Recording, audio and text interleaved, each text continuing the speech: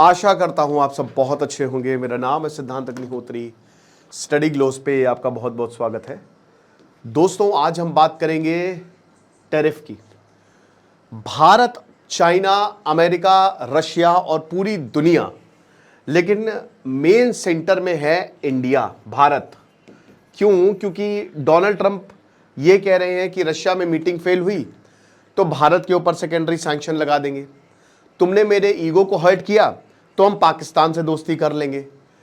तुम मेरी बात नहीं मानोगे तो बलूचिस्तान में हम पहुंच जाएंगे और वहां पे बेस बना लेंगे और आतंकवाद को तुम्हारे यहां भेज देंगे। ये सारी चीजें होती हुई दिख रही हैं, लेकिन चाइना का रुख बदलता हुआ दिख रहा है और भारत का भी रुख बदलता हुआ दिख रहा है। तो बात करेंगे कि एक बड़ी ट्रेड डील हो सकती है। आपको पता है कि 18 अगस्त को वांगी आ रहे हैं। कल मैंने इस बात पे जोर डाला था, बहुत कुछ हुआ है। उसके बाद जो पीएम मोदी अभी चाइना जाएंगे एससीओ समिट के लिए 31 अगस्त 1 सितंबर को तियानजिन में। वैसे तो ये कहा जा रहा था कि शायद वो ना जाए, मेरा भी यही मानना था, लेकिन अब ठीक है, हालातों को देखते हुए डिसीजन ठीक लग रहा है। लेकिन उससे ज़रूरी बात यह है कि शी जिनपिंग और नरेंद्र मोदी के बीच में एक बायलेटरल वार्ता भी होगी, द्विपक्षीय वार्ता होगी, बायलेटरल टॉक्स होंगी। और उसमें क्या होगा, आगे आने वाले समय में इंडिया चाइना के रिलेशन कैसे शेप कर सकते हैं जियोपॉलिटिक्स को, चलिए देखते हैं। मास्टरिंग एआई का अब जो कोर्स की क्लास है, पहली क्लास, वो आज रात 8 बजे होगी। So make the best out of it. अगर आप मोनेटाइज करना चाहते हैं इस स्किल को 1 साल की वैलिडिटी के साथ, दुनिया का सबसे सस्ता मात्र 800 रुपये का ये AI course, description comment box में लिंक है, आपको बहुत ज़्यादा फायदा होगा। तो दोस्तों, आज लास्ट डेट है make the best out of it, और हमारे सारे कोर्सेज पे 40% ऑफ है। इंडिपेंडेंस डे सेल ऑफर कल तक सेल चलेगी। आज़ादी coupon code link coupon code है, तो आप अवेल कर सकते हैं। तो बात यह है कि डोनाल्ड ट्रंप की वजह से भारत और चाइना साथ में आते हुए दिख रहे हैं, और इसका क्या क्या होने वाला है। पहली बात तो अभी एससीओ समिट में जो पीएम मोदी जाएंगे, शिरकत करेंगे, उसमें इकोनॉमिक डेवलपमेंट हो सकते हैं, बड़े इकोनॉमिक डेवलपमेंट की बात चल रही है। तो जो 25% टैरिफ, तो और अच्छा हाँ, सेकेंडरी सैंक्शंस की भी धमकी दे दी है डोनाल्ड ट्रंप ने, और ये लगने ही वाले हैं अभी 21 अगस्त तक उन्होंने। और अच्छा, चाइना को इन्होंने 3 महीने की रियायत दे दी है कि कोई बात नहीं, बल्कि चाइना सबसे ज्यादा रशिया से तेल खरीद रहा है, तब भी बोला कि 3 महीने तक छुट्टी मारो, टेंशन की बात नहीं है। तो Bharat, ministry of external affairs ने यह बोला है कि देखिए, हम चाइना से बातचीत कर रहे हैं, जो ट्रेड है वो लिपू लेक से होगा।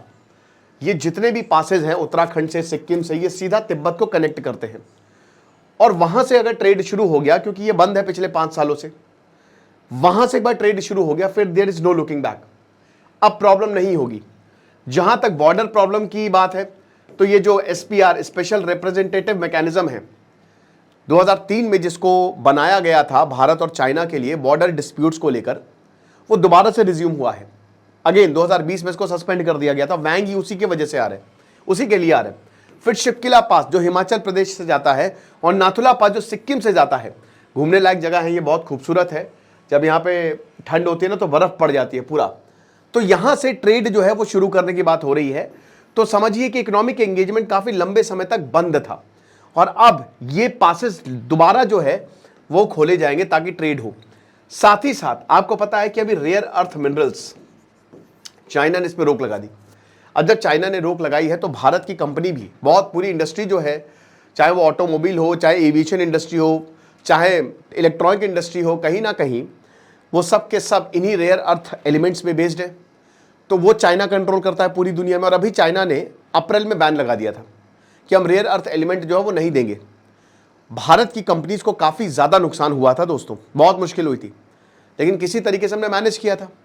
लेकिन हो सकता है कि इन चीज़ों में भी जो रेयर अर्थ मैग्नेट्स हैं, ठीक है, उसके बाद फार्मास्यूटिकल, जिसमें भारत की महारत है, फार्मा में हमने बाजी मारी है, और फर्टिलाइजर्स। देखिए, भारत का चाइना के साथ $100 बिलियन का ट्रेड डेफिसिट है, राइट। $100 बिलियन से कम नहीं होता दोस्तों, बहुत ज़्यादा है।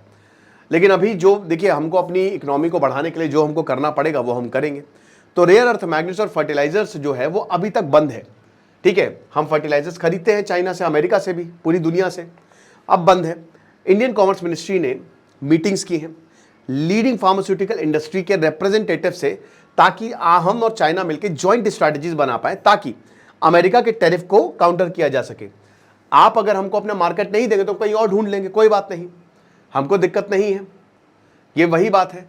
यूरिया सप्लाई की बात करते हैं तो यूरिया का मेजर एक्सपोर्टर हुआ करता था चाइना, बहुत ज़्यादा यूरिया, जो कि हमारी क्योंकि देखिए एग्रीकल्चरल बेस्ड इकोनॉमी है, तो भाई एग्रीकल्चरल में आपको यूरिया हो गया, फर्टिलाइजर, ये पेस्टिसाइड्स, ये सारी चीज़ें जो है आपको चाहिए ही चाहिए। अब दोस्तों बीते कुछ सालों में, स्पेशली गलवान के बाद, चाइना ने हमको आर्थिक चोट काफ़ी ज़्यादा पहुंचाई है, हमने भी पहुंचाई है, हमने भी उनसे काफ़ी कुछ खरीदना बंद कर दिया। भारत एक बहुत बड़ा मार्केट है, तो उसमें यूरिया एक्सपोर्ट रिस्ट्रिक्शंस जो है वो अभी भी है, लेकिन अब इसको उठा लिया जाएगा। भारत की बात करें तो दुनिया का सबसे बड़ा यूरिया इंपोर्टर है, क्योंकि इतनी डिमांड है हमारे यहाँ, नहीं हो पाता, हमारे डोमेस्टिक डिमांड इसको पूरा नहीं कर पाती है। 3 लाख टन के करीब जो है नए अरेंजमेंट के तहत हम यूरिया जो है वो लेंगे। 2023 में आधा China urea export they went to India, आप विश्वास कर सकते हैं।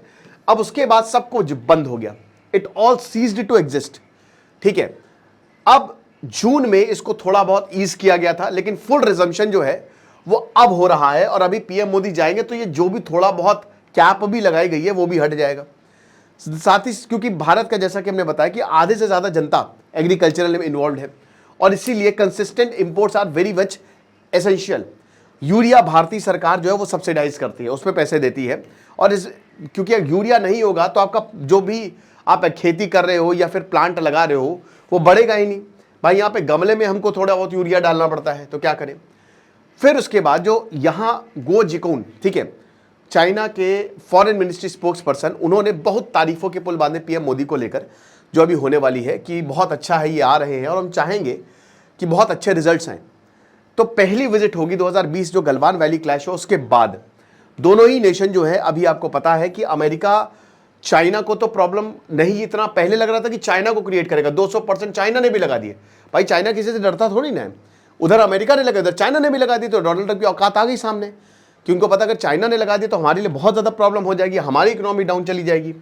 तो summit is expected to focus on regional security, economic cooperation और ब्रॉडर जियोपॉलिटिकल चैलेंजेस। कभी कभी ऐसा लगता है कि डोनाल्ड ट्रंप ने जो काम किया है ना, इनको और कोई मिला नहीं, भारत बलि का बकरा बन गया, ठीक है, कि सारे देशों ने कुछ ना कुछ जुगाड़ करके वो बच के निकल गए, जो इन्होंने पहले टैरिफ अनाउंस किए थे।